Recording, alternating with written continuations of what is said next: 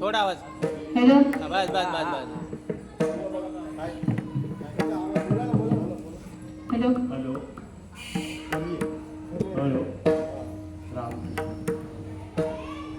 हरी रूप पाहता लोचनी सुख झाले वो साजनी सुख झाले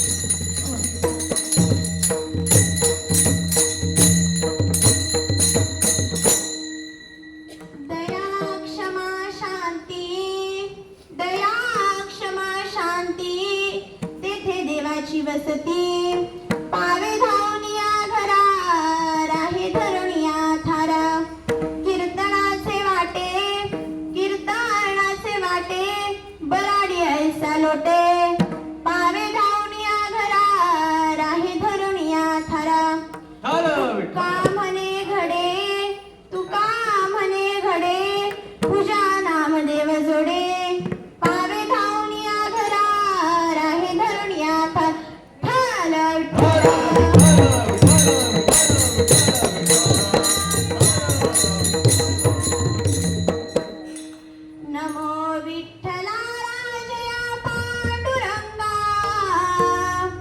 नमो रुक्मिणी माऊली दानगंगा नमो पुंडलिका नमो चंद्रभागा नमस्कार माझा रुक्मिणी पांडुरंगा का करू प्रथम नमन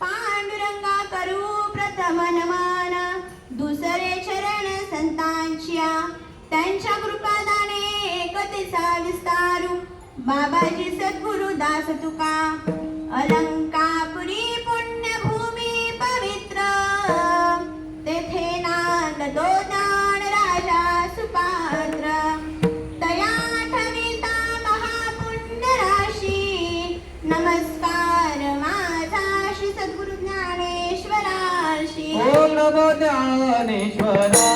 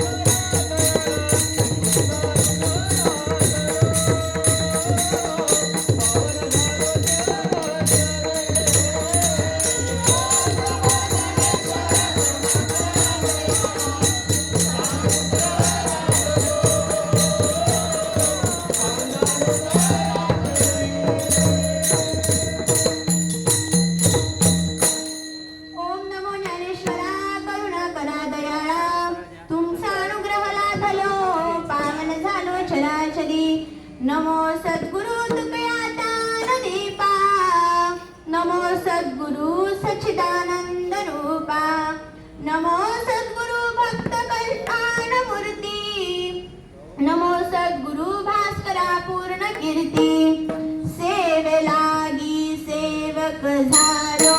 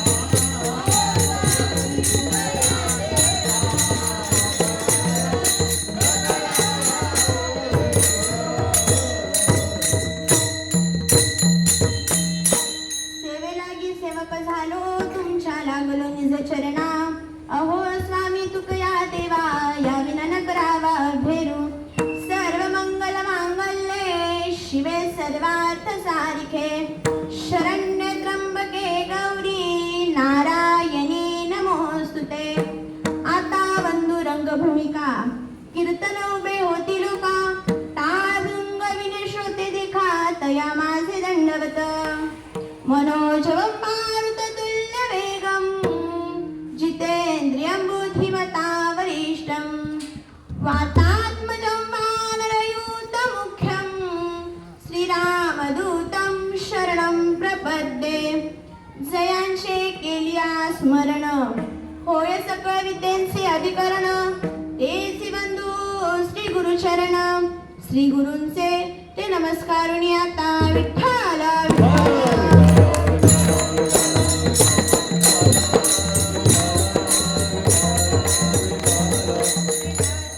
दया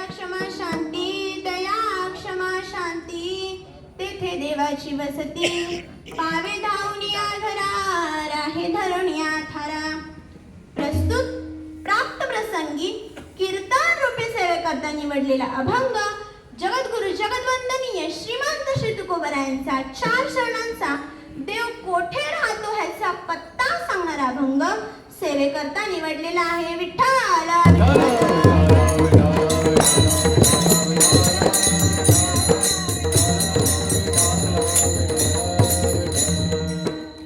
सेवेला प्रारंभ करण्यापूर्वी काही परिहार द्यायचा. तो म्हणजे असा की श्री सद्गुरू सेवा समिती आयोजित प्रत्येक महिन्यातील शुद्ध एकादशीला साईबाबांच्या प्रांगणामध्ये कीर्तन सेवा पार पडत असते आणि ह्या महिन्याचं परम भाग्य मला लाभलं त्याबद्दल मी श्री सद्गुरू सेवा समितीची आभारी आहे.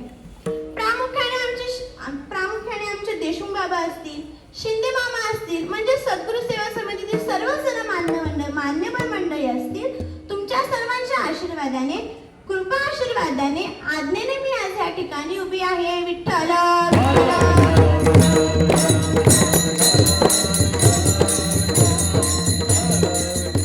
आता तसं पाहायला गेलं तर आमच्या शिंदे मामांचा मला 3-4 दिवसांपूर्वीच फोन आला होता.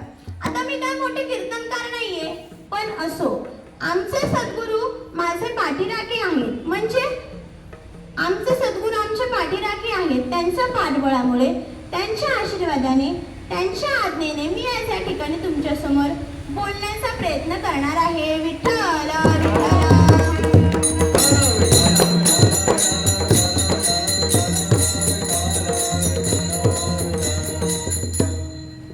आज अतिशय महत्त्वाचा दिवस आहे महाराज. का तर पावन पवित्र असा मार्गशीर्ष महिना मार्गशीर्ष महिना सुरू झालेला आहे.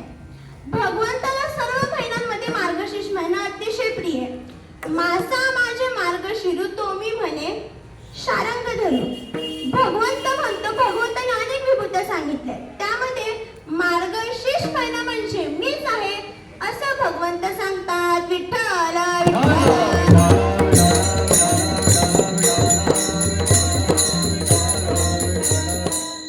आणि आज मोक्ष एकादशी सुद्धा आहे, गीता जयंती सुद्धा आहे. म्हणजे तुम्ही बघा ना, आज त्रिवेणी संगम आहे. पहिला मार्गशीर्ष महिना सुरू झालाय, दुसरा मोक्ष एकादशी आणि तिसरा आज गीता जयंती आहे महाराज. म्हणून हा त्रिवेणी संगम आहे. विठ्ठला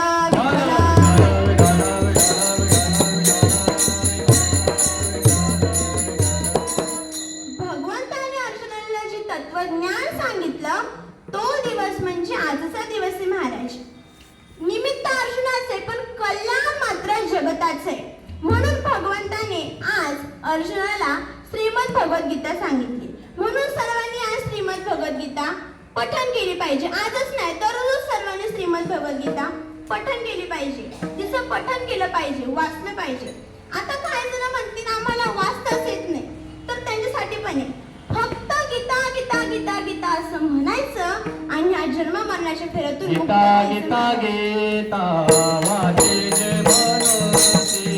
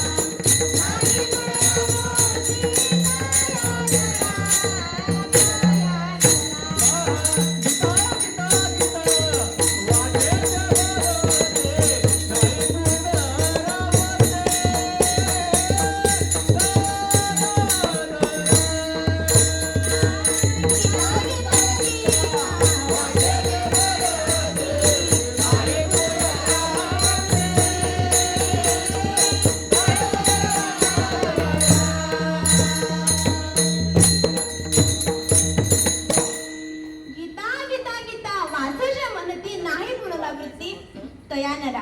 म्हणून गीता गीता गीता असं म्हणायचं आणि या जन्म मरणाच्या फेऱ्यातून मुक्त व्हायचं महाराज. आज गीता जयंती असल्यामुळे मी तुम्हाला थोडक्यात गीता जयंतीचं माहिती सांगण्याचा प्रयत्न केला. विठ्ठल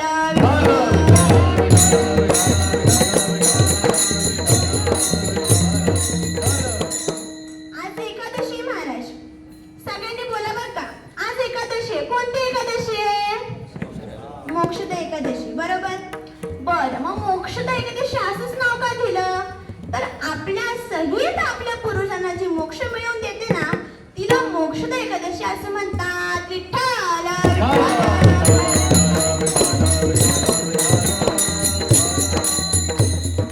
आता मी तुम्हाला थोडक्यात गीता जयंतीची कथा सांगते, जी पूर्वी कोणी केली होती? आपल्या पूर्वजांनी केली होती महाराज. पूर्वी ना वैष्णवांची एक नगरी होती आणि त्या नगरीचं नाव चंपक नगरी होतं. त्या चंपक नगरीमध्ये वैखानस नावाचा राजा होता आणि तो राजा आपल्या प्रजेचं पुत्रवत पालन करीत होता आणि त्याच्या राज्यामध्ये 4 वेदात पारंगत असलेले ब्राह्मण राहत होते. अशा प्रकारे राज्य करीत असताना त्याला एकदा स्वप्नामध्ये आपले पितर नीच योनीत म्हणजे नरकात पडलेलं त्याला स्वप्न पडलं. त्याला आश्चर्य वाटलं. सकाळी उठून राजाने ब्राह्मणाला सांगितलं. ब्राह्मणांना स्वप्नातील घडलेली सगळी हकीकत सांगितली. राजा म्हणाला, ब्राह्मण श्रेष्ठ हो, मी माझ्या स्वप्नात माझ्या पितरांना नरकात नीच योनीत पडलेलं पाहिलं. ते रडत असून मला म्हणत आहेत की तू आमचा पुत्र आहेस, तू आमचा उद्धार कर. त्या क्षणापासून तेव्हापासून मला हे सर्व दुःखदायक वाटत आहे. हे राज्य दुःखदायक वाटत आहे. हे हत्ती, घोडे, रथ मला सुख देत नाहीये. माझी बायको, हे माझा सुपुत्र मला दुःखदायक वाटत आहे. मला असं काहीतरी उपाय सांगा, असं काहीतरी व्रत सांगा ज्यामुळे माझ्या पितरांना तिथून मुक्तता मिळेल. मग ब्राह्मण म्हणाले, राजा, इथे जवळच पर्वत मुनींचा एक आश्रम आहे. तू त्या आश्रमामध्ये जा आणि ते पर्वत मुनी भूत आणि भविष्याचे ज्ञाते आहेत. तू त्यांच्याकडे जा. ब्राह्मणांचं हे बोलणं ऐकल्यावर लगेच राजा पर्वत मुनींच्या आश्रमामध्ये गेला.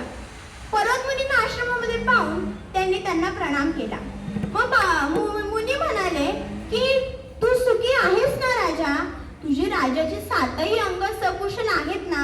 राजा म्हणाला, मुनीवर, आपल्या कृपा आशीर्वादाने माझ्या राजाची 7ही अंग सकुशल आहेत. पण मी माझ्या स्वप्नामध्ये माझ्या पितरांना नीच योनीत म्हणजे नरकात पडलेलं पाहिलं. मला असं काहीतरी व्रत सांगा ज्यामुळे त्यांची तेथून मुक्तता होईल. मग मुनिवरांनी त्या राजाची ही गोष्ट ऐकून थोडे ध्यानस्थ बसले. मग मुनी म्हणाले, राजा, मला तुझ्या पित्याचे पूर्वजन्मीचे पाप माहिती झाले आहे. पूर्वी तुझ्या पित्याला 2 बायका होत्या. त्यातील पहिली पत्नी म्हणाली, मला ऋतुदान दे आणि वाचव. अशी विनवणी करत असताना सुद्धा तुझ्या पित्याला दुसऱ्या स्त्रीवर आसक्त झाला. त्यामुळे तू आज नीच योनीत म्हणजे नरकात पडलेला आहे.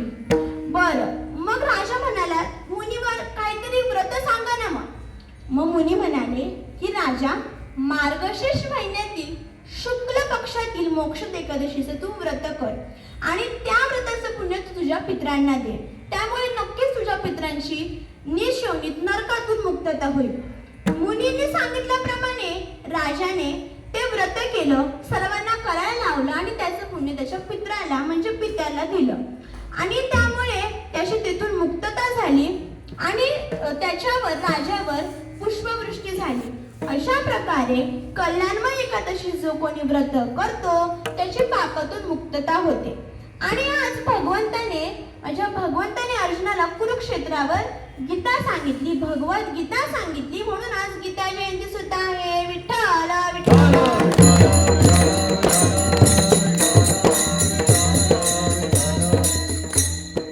आज हरिदिनी म्हणजे आज एकादशी महाराज म्हणजे उपवास.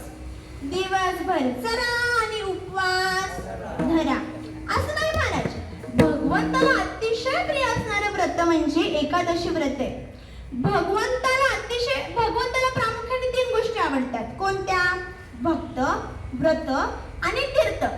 एकादशी वर्यस्तु व्रतेषु यदुनंदना भागीरथीच्या तीर्थेषु देव भक्तेषु आणि महाराज आजच्या दिवशी कोणी अन्न ग्रहण करू नये.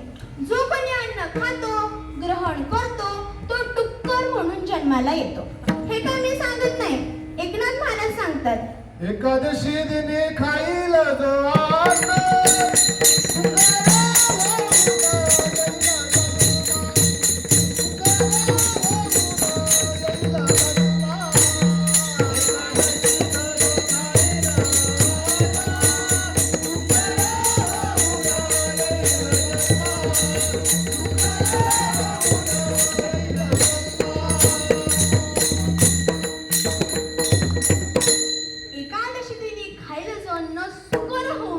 येईल जन्मा.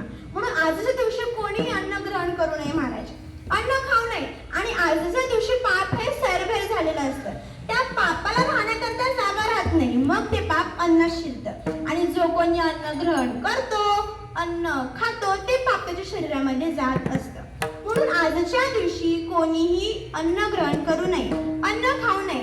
आता मी तुम्हाला थोडक्यात मोक्षदा एकादशीचं म्हणजे एकादशीचं महत्व पटवून दिलं. विठ्ठल विठ्ठल.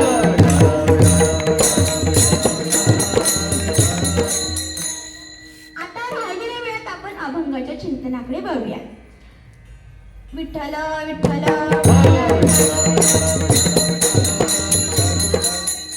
अभंगाच्या प्रथम चरणात त्रिकूट म्हणजे 3 गुण आलेले आहेत. आता तसं पाहायला गेलं तर जगत हे 3 गुणांवर आधारित आहे. या जगतामध्ये 3 गोष्टीचा संचय आणि तो अतिशय महत्वाचा आहे. आता बघा, ह्या जगतामध्ये 3 गुण आहेत. कोणते? सत्व, रज आणि तम. ह्या जगतामध्ये 3 प्रकारचे लोक राहतात. सात्विक, राजसी आणि तामसी. तुकोबरा एके ठिकाणी म्हणतात, प्रकाराचे 3 तुका म्हणे केले जन. म्हणून ह्या जगतामध्ये 3 प्रकारचे लोक राहतात. कोणते कोणते सांगितले सांगा? सात्विक, राजसी आणि तामसी. विठ्ठल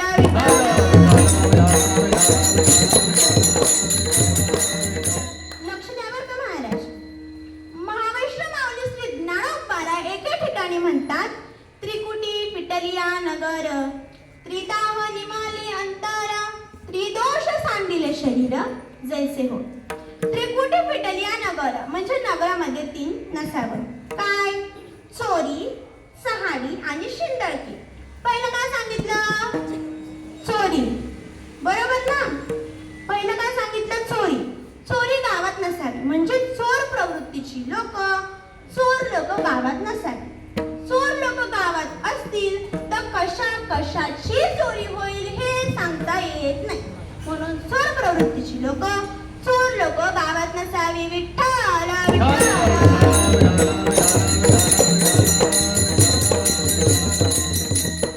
दुसरं काय सांगितलं महाराज? ऐकताय ना? सांगा. पहिलं चोरी, दुसरं सहाडी. महाराज चोरी किंवा व्याभिचार म्हणजे शिंदळकी गावात नसेल पण सहाडी नाही असं गावच नाही महाराज. पण सहाडी माणसाने करू नये. सहाडी माणसाने करू नये. सहाडी करणाऱ्याची काय परिस्थिती होते हे मी तुम्हाला थोडक्यात सांगते. एकदा काय झालं, एकदा एका गुहेमध्ये ना एक वाघ राहत होता आणि त्या वाघाला भूक लागली आणि त्याने शिकारी करता गुहा सोडली. वाघाने शिकारी करता गुहा सोडली म्हणजे तो पुन्हा 12 वर्ष गुहेत येणार नाही. आणि त्या जंगलामध्ये एक चतुर कोल्ह्याचं कुटुंब राहत असतं. त्या कोल्ह्याची बायको त्याला म्हणते, अहो जेव्हापासून लग्न केलंय तेव्हापासून एका ठिकाणाहून दुसऱ्या ठिकाणी, दुसऱ्या ठिकाणाहून तिसऱ्या ठिकाणी, सोबत 2 मुलं आहेत. कुठे स्थायी घराची व्यवस्था होते का ते पहा. आपल्या बायकोचे बोलणं ऐकून कोल्हा बाहेर येतो आणि बघतो की वाघाने शिकारी करता गुहा सोडलेली आहे म्हणजे तो पुन्हा 12 वर्ष गुहेत येणार नाही महाराज. मग तो कोल्हा पुन्हा घरी येतो आणि बायकोला म्हणतो, अगं चल तू बेशकेचा फ्लॅट पाहून आलोय. मग त्या चतुर कोल्ह्याचं कुटुंब जाऊन त्या गुहेत राहतं आणि गुहेच्या बाजूला एक झाड असतं. त्या झाडावर माकड बसलेलं असतं. आता महाराज मला सांगा, ते माकड म्हटलं शांत असेल का बरं? देवात नारद, प्राण्यात माकड आणि माणसात न्हावी ह्यांना सगळ्यांची माहिती असते. तसं ते माकड त्याने पाहिलं की गुहेत कोणीतरी राहण्याकरता आलेलं आहे. ते माकड जाऊन वाघाला भेटलं. वाघाला म्हणतं, तुझ्या गुहेमध्ये कोणीतरी राहण्याकरता आलेलं आहे.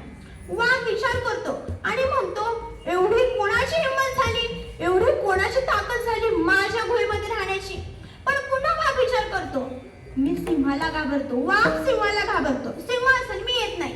माकड म्हणतं, अरे आपण एक काम करू, तुझ्या शेपटीची आणि माझ्या शेपटीची आपण गाठ बांधू. मी पुढे जातो, वाघ असेल तर तू धाव, म्हणजे गुहेत कोणी हे सुद्धा आपल्याला कळेल आणि आपण मरणारही नाही.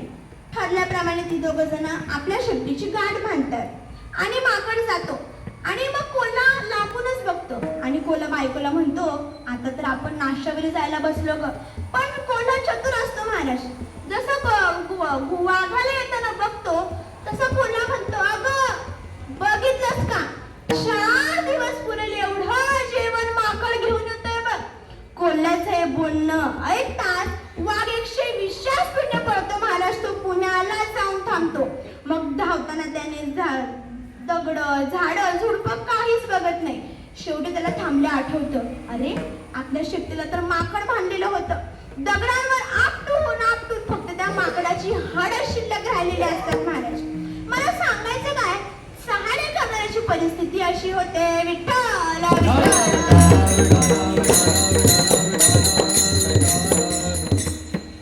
तुकोबाराय म्हणतात, जो सहाणे करतो ना त्याची आयुष दोषी असते.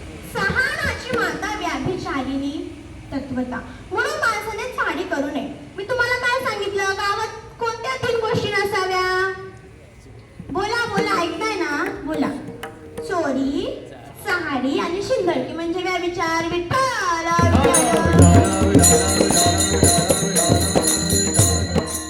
पुढे माऊली म्हणतात, त्रिकुटी पिटलिया नगर, त्रिदाह निमालिया अंतर.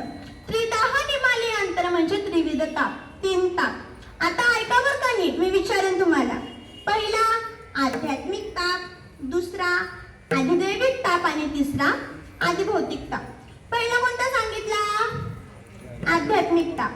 आध्यात्मिक ताप म्हणजे काय महाराज? तर आपल्या शरीरामध्ये काय व्याधी आहेत, म्हणजे सर्दी, खोकला, डोकं दुखणं, पोट दुखणं, ह्या ज्या काही व्याधी आहेत, मग त्यामध्ये दुःख येईल, निराशा येईल, चिंता येईल. ह्या सगळ्या ज्या काही गोष्टी आहेत त्या आपल्या शरीराला त्रास करतात. ह्या सगळ्या काय आहे? व्याधी आहेत. त्यामुळे आपल्याला त्रास होतो. त्याला आध्यात्मिक ताप असं म्हणतात. विठ्ठल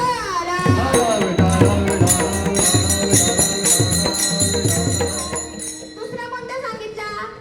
आध्यात्मिक ताप आणि अधिदैविक ताप.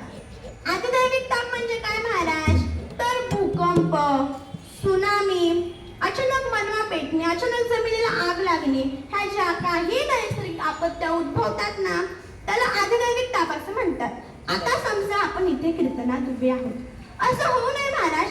पण समजा भूकंप आला आणि उत्तम महाराजांचे वजन म्हणजे तुम्हा सगळ्यांचं वजन जर 80 किलो असेल आणि तुम्हा माता मावल्यांचं वजन 50 किलो असेल आणि तुम्ही जर ही जमीन दाबून ठेवली तरी ती काय हालायची राहणार आहे का महाराज? नाही. नैसर्गिक आपत्ती आहे, म्हणजे ज्या काही नैसर्गिक आपत्त्या उद्भवतात त्याला अधिदैविक ताप असं म्हणतात. विठ्ठल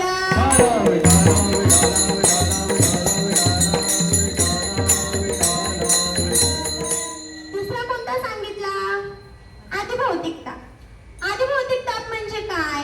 तर आता समजा मी इथे कीर्तनात उभी आहे आणि समोरून एक माणूस उठला आणि त्याने माझी खडखड कानाखाली दिली. मला आनंद होईल नाही का? काहीही कारण नसताना समोरच्याने माझ्या कानाखाली दिली. मला बरं वाटेल ना महाराज? दुःख होईल ना?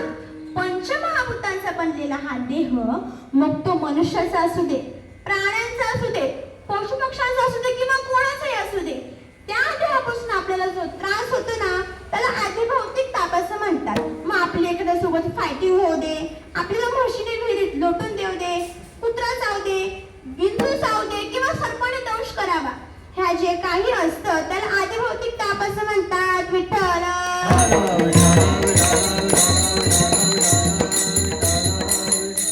आणि महाराज हे तिन्ही ताप आपल्याला ताप म्हणजे त्रास देणारे आहेत. विठ्ठल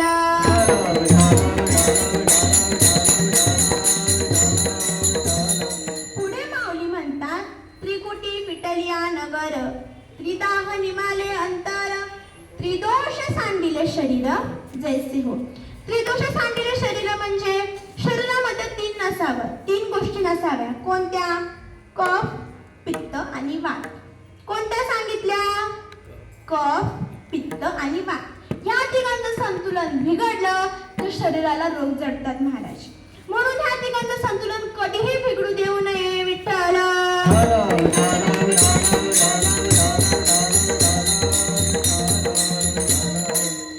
तुम्हाला आणखी तीन सांगते. शेतात खत, बाजारात पत आणि घरात एकमत असावं. पहिलं काय सांगितलं? शेतात खत. शेतात जर तुम्ही खत चांगलं वापरलं तर पीक चांगलं येणार, म्हणून शेतात खत चांगलं वापरावं. दुसरं काय सांगितलं? बाजारात पत. बाजारात पत म्हणजे बाजारात वर्चस्व असावं महाराज. आपण बाजारात गेलो तरीही समोरच्याने म्हणजे दुकानदाराने आपल्याला 50 किलो गहू असंच दिलं पाहिजे. ह्याला काय म्हणतात? बाजारात पत. आणि घरात एकमत असावं. घरात एकमत असलं की वादविवाद, भांडणं होत नाही. म्हणून मी तुम्हाला आता तीन गोष्टी सांगितल्या. कोणत्या? कोणत्या सांगितल्या? शेतात खत, बाजारात पत आणि घरात एकमत असावं विठ्ठल.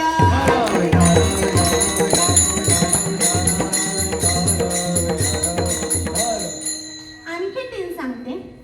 काही ठिकाणी बोलावलं तरीही जाऊ नये, काही ठिकाणी बोलावलं तरच जावं आणि काही ठिकाणी न बोलवता जावं. पहिलं काय सांगितलं? काही ठिकाणी बोलावलं तरीही जाऊ नये. कुठे? जिथे व्यसन, दारू, पार्टी, जुगार अशा ठिकाणांचं बोलावणं आलं तरीही माणसाने जाऊ नये महाराज विठ्ठल.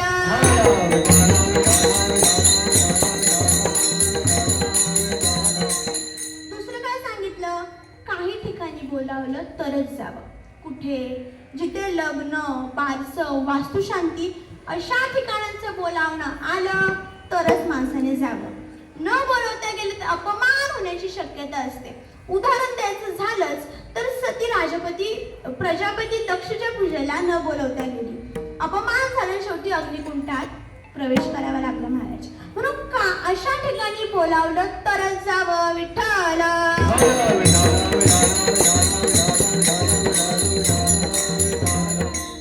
आणि काय सांगितलं? काही ठिकाणी न बोलवता जावं. कुठे? जिथे वारी, भजन, कीर्तन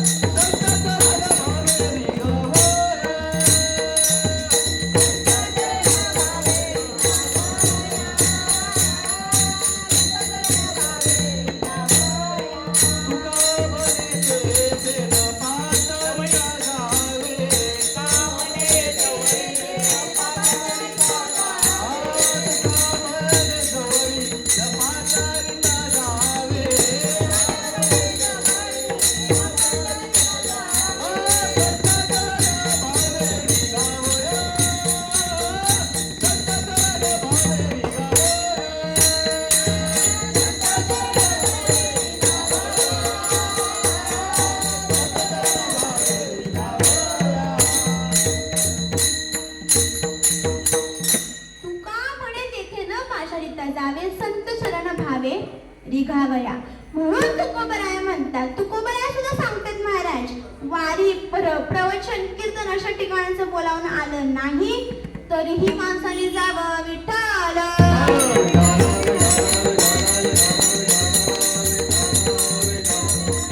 आता तुम्हाला अतिशय 3 महत्वाच्या गोष्टी सांगते महाराज. बघा, माणसाला प्रामुख्याने 3 व्यसनं नसावी. दारू, जुगार आणि शिकार. पहिलं काय सांगितलं? दारू. दारू हे व्यसन माणसाला नसावं. दारू माणसाला उन्मत्त बनवते महाराज. 56 कोटी यादव एका दारूमुळे उद्ध्वस्त झाले. शेवटी त्यांचं कुळच नाहीसं झालं. म्हणून दारू हे व्यसन माणसाला नसावं. त्याने यकृत बिघडतं, वेळ सुद्धा लागू शकतं. म्हणून दारू हे व्यसन माणसाला नसावं विठ्ठल.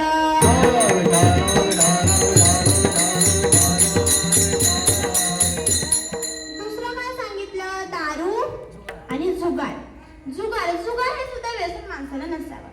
जुगार म्हणजे काय? तर उघडपणे चव्हाट्यावर चाललेली जाहीर चोरी. विठ्ठल विठ्ठल. राजा नल आणि राजा युधिष्ठिर एका जुगारामुळेच देश धडीला लागले महाराज.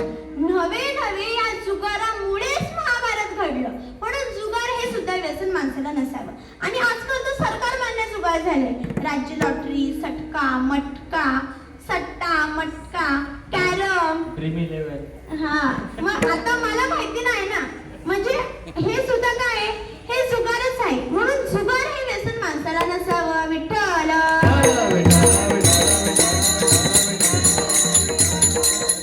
तिसरं काय सांगितलं? दारू, जुगार आणि शिकार. आता शिकार म्हणजे काय महाराज? तर मांस खाणे, मांसाहार करणे. मांस खाणे, मांसाहार करणे हे सुद्धा एक व्यसनच आहे. तुलसीदासजी म्हणतात, मांस सब एक है, हरणी बकरी गाय. मांस सब एक है, हरणी बकरी गाय, ऐसा मानव छुटिया तो बडा प्रेम से खाय. अशा प्राण्यांची हत्या करून जो त्यांचे मांस खातो, अशा माणसाचं काय होतं महाराज? बकरी पात खात हे उनकी काढत साल.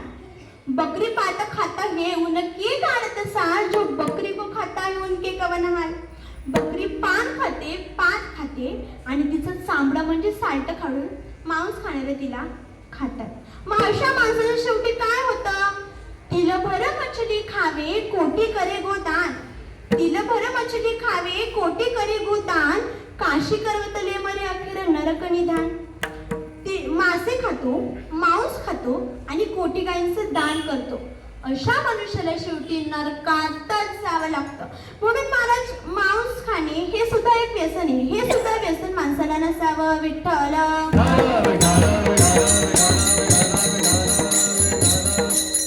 आता हे झालं मांस खाणाऱ्याचं. पण प्राण्यांची हत्या करणाऱ्यांचं काय होतं? तर मी तुम्हाला दृष्टांत सांगते म्हणजे तुमच्या लक्षात येईल. राजा दशरथ शिकारीस गेला असताना, आता तुम्हाला सर्वांना ही कथा माहितीच आहे, पण मी तुम्हाला आता थोडक्यात सांगते. राजा दशरथ शिकारीस गेला असताना त्याला तळाजवळून आवाज आला आणि त्याने त्या ठिकाणी बाण मारला. बाण श्रावण बाळाला लागला आणि श्रावण बाळ मृत्यू पावला. शेवटी त्याच्या आईने श्रावण बाळाच्या आईने श्राप दिला, पुत्र विरहित मरशील. शेवटी दशरथ राजाने पुत्र पुत्र पुत्र करीत प्राण सोडले आणि शेवटी एकही पुत्र त्याच्या जवळ नव्हता. 4 पुत्र तर दशरथा, अंतकाळी एकही नव्हता. हे झाले शिकारी करणाऱ्याचे परिणाम. विठ्ठल.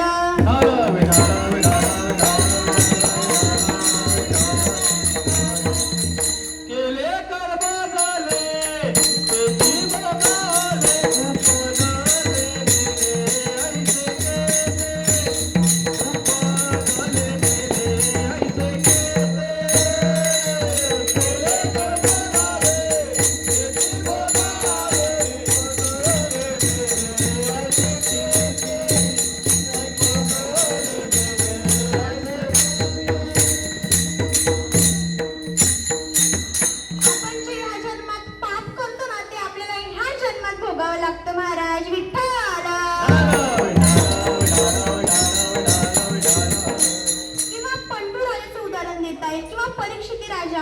परीक्षित राजा सुद्धा शिकारीला गेला असताना त्याने मृत्यू साप शमी ऋषींच्या गळ्यात टाकला आणि त्यांच्या पुत्राने म्हणजे शृंगीने श्राप दिला. हे सगळं काय शिकारी करणाऱ्यांचे परिणाम आहे. म्हणून शिकार हे सुद्धा व्यसन माणसाला नसावं. मी तुम्हाला 3 व्यसनं सांगितली. कोणती? दारू, जुगार आणि शिकार. हे तिन्ही व्यसन माणसाला नसावी. विठ्ठल.